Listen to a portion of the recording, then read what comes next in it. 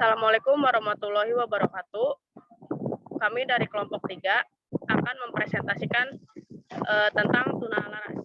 Di sini ada pengertian tunalaras. Istilah tunalaras berasal dari kata tuna yang berarti kurang dan laras yang berarti sesuai. Jadi anak tunalaras berarti anak yang bertingkah laku yang kurang sesuai dengan lingkungan.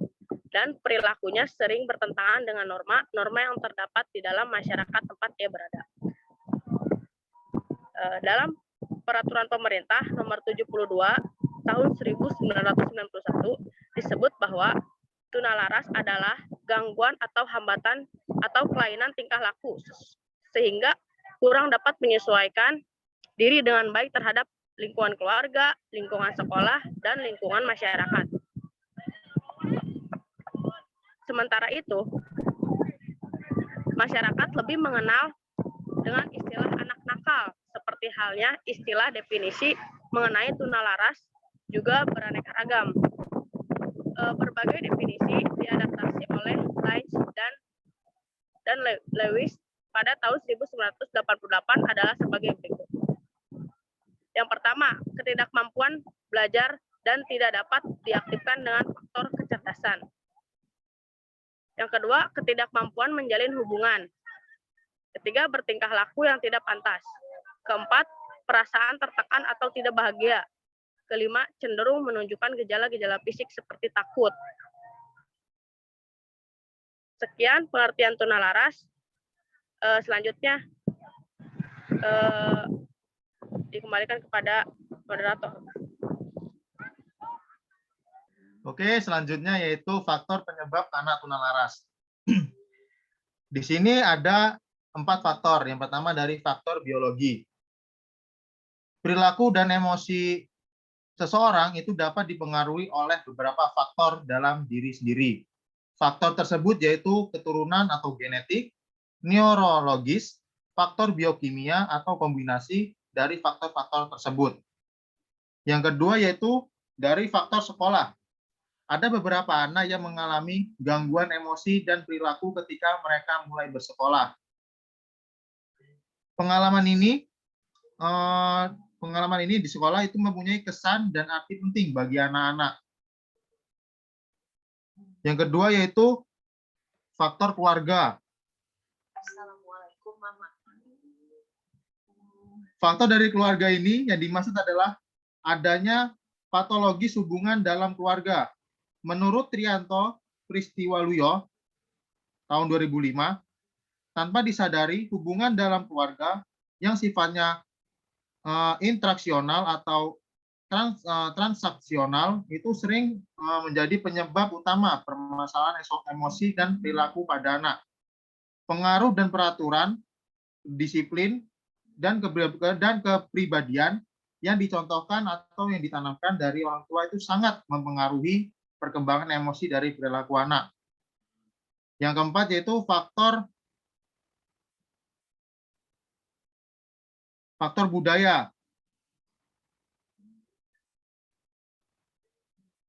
Menurut dari Daniel Halan tahun 2009 yang menuliskan yaitu yang dimaksud adalah standar nilai-nilai perilaku anak itu dapat melalui tuntunan-tuntunan maupun larangan-larangan dan model yang disajikan oleh kondisi budaya. Yang selanjutnya yaitu klasifikasi anak tunalaras.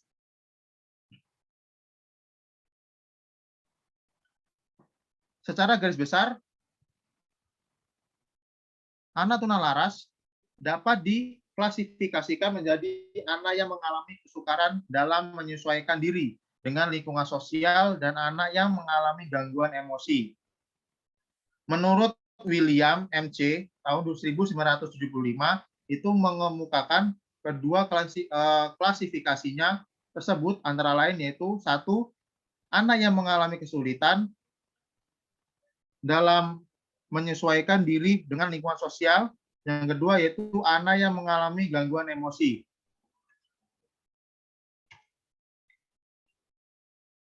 Oke. Itu dari saya. Selanjutnya yaitu Agung Purnama. Ya, di sini saya akan menjelaskan tentang karakteristik anak tunalaras. Karakteristik anak tunalaras yang dikemukakan oleh Haaland dan Kaufman pada tahun 1986 berdasarkan dimensi tingkah laku anak tunalaras adalah sebagai berikut. Yang pertama, anak yang mengalami kekacauan tingkah laku memperlihatkan ciri-ciri suka berkelahi, memukul, menyerang, mengamuk, membangkang, menantang, merusak milik sendiri atau orang lain, kurang ajar, lancang, melawan, tidak mau bekerja sama, tidak mau memperhatikan, dan lain-lain. 2. Anak yang sering merasa cemas dan menarik diri dengan ciri-ciri khawatir, cemas, ketakutan, kaku, pemalu, segan, menarik diri, terasing, dan tak berteman. Selanjutnya, yang ketiga adalah anak yang kurang dewasa dengan ciri-ciri yaitu pelamun, kaku, berangan-angan, pasif, mudah dipengaruhi, pengantuk, pembosan, dan kotor. Yang keempat adalah anak-anak yang agresif bersosialisasi dengan ciri-ciri yaitu mempunyai komplotan jahat, mencuri bersama kelompoknya, loyal terhadap teman nakal, berkelompok dengan geng, suka di luar rumah sampai larut malam, bolos sekolah, dan minggat dari rumah. Lalu ada karakteristik yang lain yaitu adalah karakteristik perilaku yang akan mengakibatkan adanya penyesuaian sosial dan sekolah yang buruk.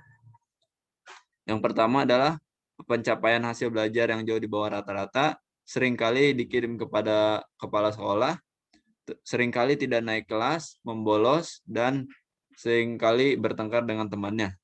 Lalu karakteristik sosial dan emosional anak tunalaras dijelaskan sebagai berikut. Karakteristik sosialnya adalah masalah yang menimbulkan gangguan bagi orang lain dengan ciri-ciri perilaku tidak diterima di masyarakat dan biasanya melanggar norma budaya. Yang kedua adalah perilaku tersebut ditandai dengan tindakan agresif yaitu tidak mengikuti aturan, bersifat mengganggu, mempunyai sikap membangkang atau menentang.